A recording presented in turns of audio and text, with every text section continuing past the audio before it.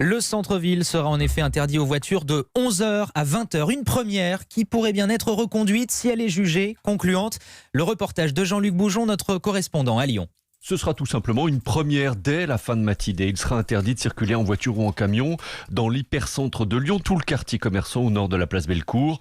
En temps normal, très fréquenté le samedi. L'idée, c'est de voir si c'est possible. Est-ce que cela change, explique David Kimmelfeld, président de la métropole. Dans beaucoup de villes européennes, ceci est déjà en place depuis longtemps, a bien réussi. Donc on va évaluer, est-ce que ça a une incidence sur la qualité de l'air? Est-ce que ça a une incidence sur les nuisances sonores? Est-ce que ça a une incidence sur le chiffre d'affaires de nos commerçants? Il y a une demande d'une ville plus apaisée de la part des habitants et des commerçants assure l'élu. Et effectivement, les riverains trouvent l'idée plutôt bonne. C'est très pénible d'avoir des voitures, notamment le samedi, dans le centre-ville. Donc je trouve que c'est une très bonne initiative. Il n'y aura pas la nuisance sonore des véhicules et puis il y aura peut-être plus de liberté pour circuler. C'est un peu le sens de l'histoire, parce qu'il y a beaucoup de gens, on les voit, ils sont en 4x4 avec des grosses voitures en ville, alors qu'il n'y a pas besoin. C'est bien. Lyon, c'est quand même une ville qui est très polluée. Et je pense que de temps en temps, les gens, il faut qu'ils pensent d'utiliser d'autres moyens de transport que la voiture. 2 autres jours tests seront organisés en octobre avant peut-être une mise en place quotidienne et pérenne du dispositif. C'est le souhait de la métropole.